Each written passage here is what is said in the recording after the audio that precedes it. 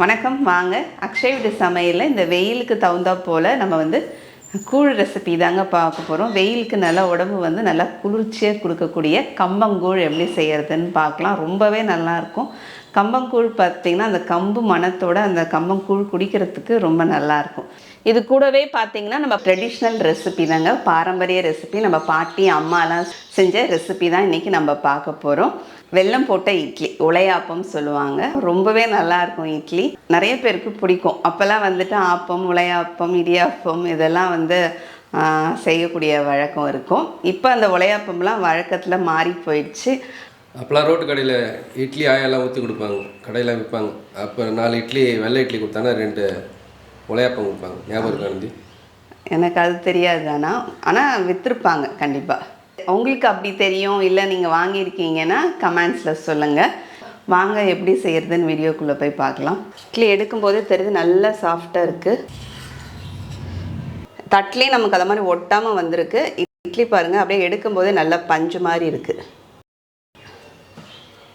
நல்ல பஞ்சு போல் இருக்குது பாருங்கள்.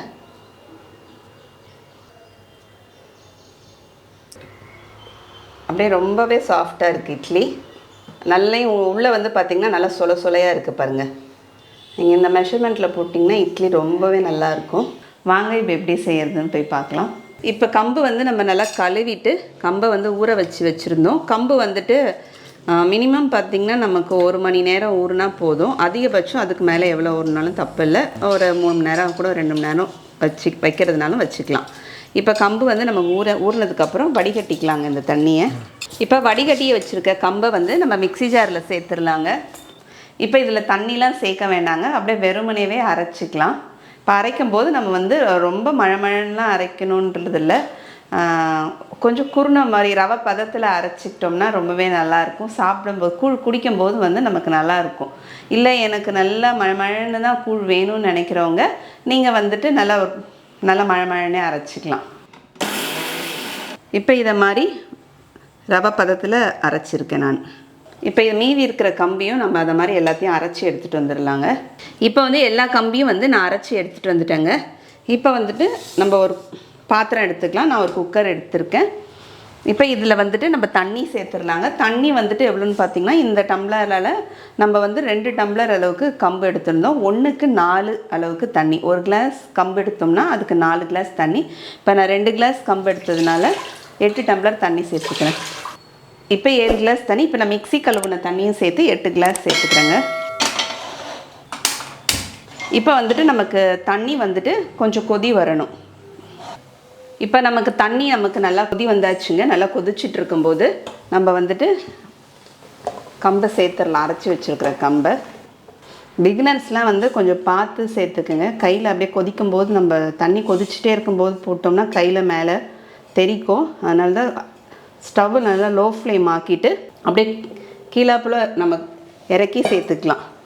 இல்லை ஒரு கரண்டியால் கூட நீங்கள் அள்ளி போட்டு சேர்த்துக்குங்க. இப்போ கலந்து விட்டுறலாம். கலந்து விடுறது இந்த மாதிரி நம்ம விஸ்கி யூஸ் பண்ணோம்னா நமக்கு அங்கங்கேயும் உருண்டை கட்டிக்காமல் இருக்கும். அதுக்காக நம்ம விஸ்கி யூஸ் பண்ணி கலந்துக்கலாம்.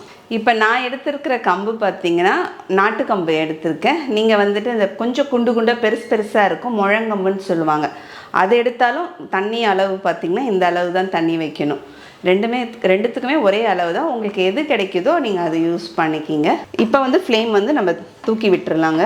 ஹை ஃப்ளேமில் வச்சுக்கலாம், மீடியம் ஃப்ளேம் ஹை ஃப்ளேமுக்கு. இப்போ அப்படியே கலந்து விட்டுட்டு இப்போ வந்து கூழுக்கு தேவையான அளவுக்கு உப்பு சேர்த்துக்கலாம். நான் வந்து 1 டேபிள் ஸ்பூன் அளவுக்கு, 3/4 டேபிள் ஸ்பூன்லேருந்து 1 டேபிள் ஸ்பூன் அளவுக்கு உப்பு சேர்த்துக்கிறேன். இப்போதைக்கு இது போதும். நம்ம அப்புறமா காலையில் நம்ம வந்து கரைக்கும் போது நமக்கு அவங்கவுங்க டேஸ்ட்டுக்கு, சில பேர் உப்பு கம்மியாக இருந்தால் பிடிக்கும்னுவாங்க, சில பேருக்கு உப்பு கொஞ்சம் கூட இருந்தால் ஃபுல் உப்பு இருக்கணும்னுவாங்க. அதனால் அவங்க டேஸ்ட்டுக்கு தகுந்த மாதிரி உப்பு அப்போ கரைக்கும் போது கூட நம்ம சேர்த்துக்கலாம். இது அப்படியே நம்ம வந்து கலந்து விட்டு தொழவி விட்டு காய்ச்சிக்கிட்டே இருக்கணும். கம்பு வந்து பார்த்திங்கன்னா நல்லா வேகணும். கம்பு வேகாமல் இருந்துச்சுன்னா வயிறு உபாதை வரும். அதனால் வந்து கம்பு நல்லா வேகணுங்க. இப்போ நமக்கு நல்லா கூழ் வெந்ததுக்கப்புறம் பார்த்திங்கன்னா இதை மாதிரி நல்லா அங்கங்கே கொப்பளமாக பபிள்ஸ் மாதிரி நல்லா வரும் கொதிச்சு நிலமையில். அதை மாதிரி நமக்கு வந்து பார்த்திங்கன்னா நல்லா திக்காகவும் ஆகிருக்கு பாருங்கள், நல்லா கெட்டியமாக ஆகிருக்கு. இப்போ வெந்துருச்சான்னு செக் பண்ணுறதுக்கு இப்போ ஒரு கரண்டி எடுத்துக்கலாம். கரண்டியில் இது அப்படியே மாதிரி எடுத்துக்கிட்டு இந்த மாதிரி கையில் தண்ணி வச்சு இப்போ ஒரு பாத்திரத்தில் தண்ணி வச்சு கை அதில் நனைச்சிட்டு நம்ம தொட்டு பார்த்துக்கலாங்க. தொட்டு பார்த்தோம்னா நமக்கு கையில் ஒட்டாமல் வந்துச்சுன்னா நமக்கு வந்து வெந்துருச்சுன்னு அர்த்தம். கையில் ஒட்டலை நமக்கு. இப்போ ஆற ஆற இன்னும் கெட்டியமாக ஆகும் இது. இப்போ நமக்கு லோ ஃப்ளேமில் 1/2 கிலோ கம்பு எடுத்துருந்தோம். ஒரு 25 நிமிஷம் போல், 20லேருந்து 25 நிமிஷம் போல் ஆயிருக்கு.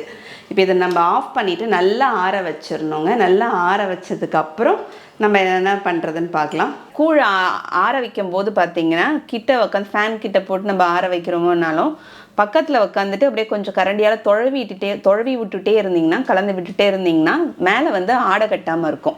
இப்போ பழைய சாதத்துக்குலாம் நம்ம தண்ணி ஊற்றுற மாதிரி நம்ம மேலே முழுகிற அளவுக்கு தண்ணி, மேலே நிற்கிற அளவுக்கு தண்ணி ஊற்றி ஓவர் நைட் வச்சிடலாங்க. இப்போ நைட்டு வந்துட்டு நம்ம கம்பங்கூழ் ஆக்கி வச்சு நல்லா ஆற வச்சுட்டு தண்ணி ஊற்றி வச்சுருந்தோங்க. இப்போ வாங்க இப்போ கூழ் கரைச்சிடலாம். இப்போ வந்துட்டு அப்படியே நம்ம கையாலே கரைச்சிட்டு அப்புறமா வந்துட்டு வேணும்னா தண்ணி சேர்த்துக்கலாம். இப்போ தண்ணி வந்து சேர்த்துக்கலாங்க. நமக்கு வேணுன்ற அளவுக்கு கூழ் பதத்துக்கு நம்ம தண்ணி ஊற்றி கரைச்சிக்கலாம். இப்போ கூழ் வந்து நம்ம கரைச்சிட்டோங்க. இப்போ நம்ம கூழை கரைச்சிட்டும் பாத்திரத்தில் மாற்றிக்கலாம். மாற்றிட்டு கூழுக்கு மேலே வந்து நம்ம வெங்காயம்லாம் போடுவோம், மேலே வந்து டாப்பிங் பண்ணுற மாதிரி. இப்போ வந்து தயிர் ஊற்றிக்கலாங்க. தயிரோ இல்லைனா நீங்கள் மோர் கூட சேர்க்கறதுனாலும் மோர் சேர்த்துக்கலாம். நான் வந்து வெங்காயம் அதுக்கப்புறம் கட் பண்ணி வச்சுருக்கேன். சின்ன வெங்காயம் கட் பண்ணி வச்சுருக்கேன் பொடிசாக. அதை அப்படியே நல்லா பிசைஞ்சு விட்டுட்டு போட்டுக்கலாம். ஏன்னா சின்ன வெங்காயம் நல்லா குளிர்ச்சி கொடுக்கக்கூடியது. அதுக்கு மேலே கொஞ்சமாக பச்சை மிளகாய் போட்டுக்கலாம். உங்ககிட்ட மாங்காய் இருந்துச்சுன்னா கூட மாங்காவும் போட்டுக்கலாம். எங்கிட்ட இப்போ மாங்காய் இல்லை. இப்போ நல்லா நமக்கு கம்பங்கூழ் பார்த்திங்கன்னா குலுகுலுன்னு கம்பங்கூழ் ரெடி ஆகிடுச்சு. அடிக்கிற வெயிலுக்கு அப்படியே கூழ் காலையில் குடித்தோம்னா அப்படியே உடம்பு மனம் நம்ம வயிறு கூட நல்லா குலுகுலுன்னு இருக்கும். கம்பங்கூழ் பார்த்திங்கன்னா நல்லா அந்த கம்புக்குன்னு இருக்கிற மனத்தோட ரொம்பவே சூப்பராக இருக்குது. இப்போ கம்பங்கூழுக்கு அடுத்தது நம்ம பாரம்பரிய ரெசிபியான ட்ரெடிஷ்னல் ரெசிபி உலையாப்பம், ஸ்வீட் இட்லி தாங்க பார்க்க போகிறோம். இந்த மாவில் நீங்கள் வெறும் இட்லியில் தோசை கூட குழந்தைங்களுக்கு ஊற்றி கொடுக்கலாம். தோசை கல்லில் கல் காஞ்ச தோசையை ஊற்றிட்டு கொஞ்சம் மெதுன்னு தான் ஊற்ற முடியும். ஊற்றிட்டு மேலே பாசிப்பருப்பு தேங்காயெல்லாம் தூவி மூடி அப்படியே எடுத்து கொடுத்துடலாம். அதுவும் சூப்பராக இருக்கும். தோசையும் ஊற்றி சாப்பிட்றதுக்கு நாங்கள் ஊற்றிருக்கோம். இப்போ உலையாப்பத்துக்கு வெல்லம் போட்ட இட்லிக்கு பார்த்திங்கன்னா 2 கிளாஸ் அரிசி, இட்லி அரிசி 5020 இட்லி அரிசி நான் எடுத்துருக்குறேங்க. அது கூடவே பார்த்திங்கன்னா 1 டேபிள் ஸ்பூன் அளவுக்கு உளுந்து, அதை நல்லா கழுவிட்டு நம்ம ஊற வச்சிடணும். வேறு ஒரு பவுலில் பார்த்திங்கன்னா 1 டேபிள் ஸ்பூன் அளவுக்கு வெந்தயம் சேர்த்துக்கணும். அதையும் கழுவி தனியாக ஊற வச்சுருங்க. இன்னொரு பவுலில் 2 டேபிள் ஸ்பூன் அளவுக்கு அவுல், வெள்ளை அவுல் எடுத்திருக்கேன். நான் இன்றைக்கி கெட்டி அவுல் எடுத்திருக்கேன். நான் எல்லாத்தையும் நல்லா கழுவி தனித்தனியாக ஊற வச்சிடலாம். 4 மணி நேரம் போல் நமக்கு ஊறணும். இப்போ உலையாப்பத்துக்கு நம்ம அரிசிலாம் ஊற வச்சுருக்கோங்க. இப்போ நம்ம வந்து அரைச்சிடலாம். அரைக்கிறது வந்து இது வந்து இட்லின்றதுனால நம்ம கிரைண்டரில் அரைச்சா தான் ரொம்பவே நல்லாயிருக்கும். மிக்சியில் அரைச்சா அந்தளவுக்கு ஒரு சாஃப்ட்னஸ் கிடைக்காது. அதனால் கிரைண்டர் யூஸ் பண்ணிக்கலாம். இப்போ ஃபஸ்ட்டு எடுத்தோடனே வந்து நம்ம வந்துட்டு வெந்தயம் தான் அரைக்கணும். இப்போ வெந்தயத்தை நம்ம அப்படியே போட்டுடலாம். இப்போ உலையாப்பத்துக்கு நான் அரைக்கிற மாதிரி மாவு வந்து அந்தந்த கிரைண்டரில் இப்போ ஒரு ஸ்டெப்பாக என்னென்ன சேர்க்கணும்னு சொல்லியிருப்பேன். அதை மாதிரி சேர்த்திங்கன்னா இட்லி உங்களுக்கு ரொம்பவே உலையாப்பம் பார்த்திங்கன்னா ரொம்ப சாஃப்டாக இருக்கும். நல்லா பஞ்சு போல் ரொம்பவே சாஃப்டாக சூப்பராக வருங்க. இப்போ கிரைண்டரில் ஃபஸ்ட்டு நம்ம வெந்தயம் சேர்த்துருக்கோம் இல்லைங்களா. வெந்தயம் ஊற வச்சுருக்கிற தண்ணீரை மட்டும் போதுங்க. அதை வந்து கொஞ்சம் நேரம் நம்ம ஆட்டிக்கிட்டே இருந்தோம்னா நமக்கு வந்துட்டு நல்லா உளுந்து மாவு மாதிரி நல்லா புசுன்னு உப்பி வரும், ஃபோம் மாதிரி. அதை மாதிரி நல்லா நமக்கு வந்ததுக்கப்புறம் அடுத்த பொருள் நம்ம வந்து இதை பாருங்கள், நல்லா எவ்வளோ அழகாக வந்திருக்கு. நல்லா அந்த 1 டேபிள் ஸ்பூன் வெந்தயம் தாங்க நல்லா வந்துடும், நமக்கு நல்லா கிளம்பி வரும். இப்போ அடுத்தது நம்ம வந்து அரிசியும் உளுந்தும் ஊற வச்சுருந்தோம், அதை சேர்த்துடலாங்க.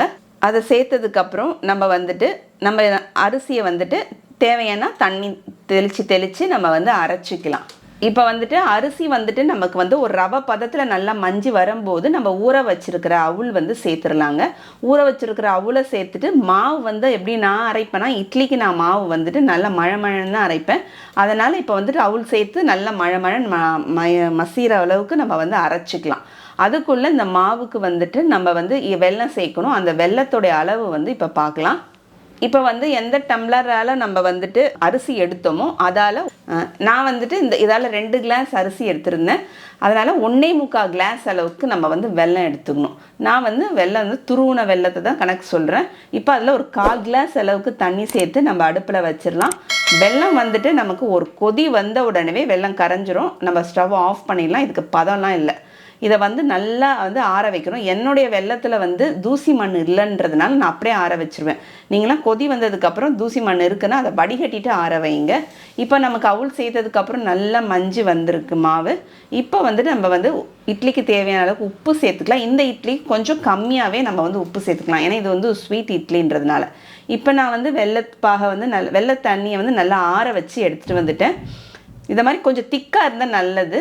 இப்போ வெள்ளை தண்ணியை அதில் சேர்த்துடலாம். நம்ம சேர்த்துட்டு இப்போ ஒரு குடப்பினோம்னா கிரைண்டரில் தானாகவே வந்துட்டு நல்லா நமக்கு வெல்லம் தண்ணி சேர்த்தோன்னே மாவு இப்படி தாங்க இருக்கும், நீர்க்க தான் இருக்கும். ஆனால் நமக்கு வந்து வெல்லம் சேர்த்ததுக்கப்புறம் வந்து மாவோட நல்லா மிக்ஸ் ஆகிடும். ஒரு ஓட்டினோம்னா கிரைண்டரை. அதுக்கப்புறம் இப்போ வந்து மாவு வந்து கலந்து விட்டுட்டு ஒரு பாத்திரத்தில் வந்து மாற்றிக்கலாங்க. இப்போ ஒலையாப்பத்துக்கு பார்த்திங்கன்னா மாவு நம்ம அரைச்சி வச்சிட்டோம். இப்போ மாவு வந்து பார்த்திங்கன்னா ஓவர் நைட் நமக்கு வந்து புளிக்க வைக்கணும். மாவு வந்து புளிச்சதுக்கப்புறம் எப்படி இட்லி ஊற்றுறதுன்னு பார்க்கலாம். இப்போ வந்துட்டு மாவு நம்ம வந்து நைட்டு அரைச்சி வச்சோங்க. இப்போ ஓவர் நைட் வந்து மாவு நமக்கு புளிச்சிருக்கும், எப்படி இருக்குன்னு பார்க்கலாம். ஆனால் பொதுவாக நம்ம நார்மலாக இட்லி மாவுக்கு புளிக்கிறதோட இந்த மாவுக்கு கொஞ்சம் டைம் கொடுக்கணும், அப்போ தான் நல்லாயிருக்கும். ஏன்னா அதில் வெல்லம் சேர்க்கறதுனால கொஞ்சம் டைம் அதிகமாக இருக்கிறது நல்லாயிருக்கும். அதே சிறுதானிய மாவுன்னு நமக்கு கொஞ்சம் கம்மி நேரத்தில் புளிச்சாவே போதும். ஒரு 5 hours, ஒரு 5 மணி நேரம், ஒரு 6 மணி நேரத்துலேயே. அதை நம்ம நார்மல் இட்லி மாவு ஒரு 8 மணி நேரம் அப்படி எடுத்துப்போம். இதுக்கெலாம் ஒரு 10 மணி நேரம் அளவுக்கு இருந்தாலும் பரவாயில்ல. இப்போ அடிக்கிற வெயிலுக்கு ஒரு நேரம் சீக்கிரமாகவும் நமக்கு புளிப்பு ஏறிடும். வாங்க இப்போ எப்படி இருக்குன்னு பார்க்கலாம். இப்போ மாவு புளிச்சு வந்திருக்கிறதுக்கு இதை பாருங்கள், இப்படி நம்ம தெரியுது, நல்லா புளிச்சு வந்திருக்கு. இப்போ கலந்து விட்டுடலாம். மாவு வந்து நமக்கு நல்லா கெட்டியமாக இருக்குது. இப்போ இதில் வந்து கொஞ்சமாக தண்ணி சேர்த்துக்கலாங்க. இப்போ இட்லி ஊற்றுற பதத்துக்கு நம்ம மாவு வந்து கொஞ்சமாக தண்ணி சேர்த்து கரைச்சிக்கலாம். ஏன்னா ரொம்ப கெட்டியமாக உங்களுக்கு சரியாக இருக்குதுன்னா அப்படியே வச்சுக்கலாம். ஏன்னா இது ரொம்ப கெட்டியமாக இருந்ததுனால நான் வந்துட்டு கொஞ்சமாக தண்ணி சேர்த்துருக்கேன்.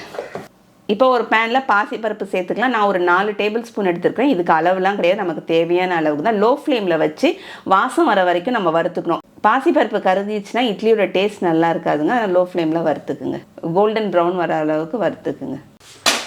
இப்போ இங்கே வந்து இட்லி பாத்திரம் வச்சுருக்கேங்க. இப்போ தண்ணி கொதிக்கட்டும், அதுக்குள்ளே நம்ம இங்கே இட்லி ஊற்றுறதுக்கு ரெடி பண்ணிடலாம். அதே மாதிரி இங்கே தேங்காயும் துருவி எடுத்து வச்சுருக்கேன். இந்த தேங்காய் துருவல் வந்து பால் அரைக்கிறதுக்கும் நான் துருவி எடுத்து வச்சுருக்கேன். இப்போ இட்லியை ஊற்றிட்டு நம்ம பால் அரைக்கிறதுக்கு சரியாக இருக்கும். கொஞ்சமாக இங்கே வந்து இட்லி தட்டில் எண்ணெய் சேர்த்துடலாங்க. இப்போ இட்லி தடவில் எண்ணெய் தடவி வச்சுருக்கோம். இப்போ வந்துட்டு நம்ம மாவு சேர்த்துலாம். மாவு வந்து நார்மல் இட்லி ஊற்றுற மாதிரி நிறையா மாவு ஊற்றுற வேண்டாம், கொஞ்சம் கம்மியாகவே ஊற்றலாம். ஏன்னா மேலே வந்து இதுக்கு மேலே நம்ம வந்து டாப்பிங் பண்ணணும். அதனால் வந்துட்டு ஒரு 3/4 பதத்துக்கு தட்டில் குழியில் வந்து ஊற்றிக்கலாங்க. எல்லா குழியிலையும் நம்ம மாவை ஊற்றிட்டு அதுக்கப்புறம் மேலே வந்து பார்த்திங்கன்னா இப்போ வறுத்து வச்சுருக்கிற பாசிப்பருப்பு சேர்த்துடலாம்.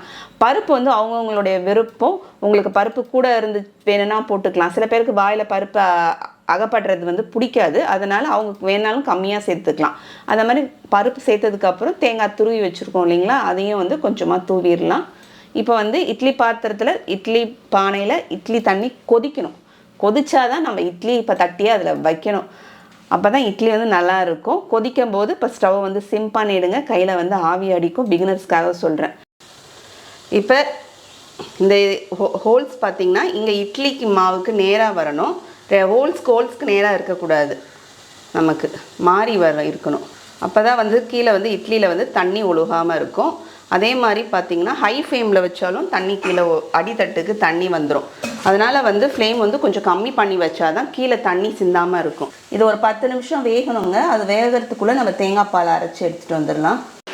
இதில் வந்து நமக்கு துணி போட்டு வடிகட்டும் போது பாலும் கொஞ்சம் திக்காக கிடைக்கும். அதே மாதிரி நல்லா பிழிஞ்சு எடுத்துடலாம். இப்போ இட்லி வந்து 10 நிமிஷம் போல் ஆயிடுச்சு. நமக்கு வெந்த வாசனையும் வருது, தேங்காயெலாம் வெந்த வாசனை வரும். அந்த மாதிரி வாசனை வருதுங்க. இப்போ திறந்துடலாம். வெந்துச்சான்னு செக் பண்ணுறதுக்கு ஏதாவது ஒரு கத்தி ஏதாவது மாதிரி குத்தி பார்த்துடலாம். மாவு ஒட்டாமல் வந்துச்சுன்னா நமக்கு வெந்துருச்சுன்னு அர்த்தம். ஒட்டலை. இட்லி பாருங்கள், அப்படியே எடுக்கும்போதே நல்லா பஞ்சு மாதிரி இருக்குது. அப்படியே ரொம்பவே சாஃப்டாக இருக்குது இட்லி. உள்ளே வந்து பார்த்திங்கன்னா நல்லா சொலையாக இருக்குது பாருங்கள். நம்ம பாரம்பரிய ட்ரெடிஷ்னல் ரெசிபியான உலையாப்பம் ரெடி ஆயிடுச்சு. இட்லி ரொம்பவே நல்லாயிருக்கு, ரொம்ப சாஃப்டாக இருக்குது. நீங்களும் இதை மாதிரி செஞ்சு பாருங்கள். செஞ்சு பார்த்துட்டு எப்படின்னு கமெண்ட்டில் சொல்லுங்கள். அடுத்த வீடியோவில் பார்க்கலாம். தேங்க்யூ.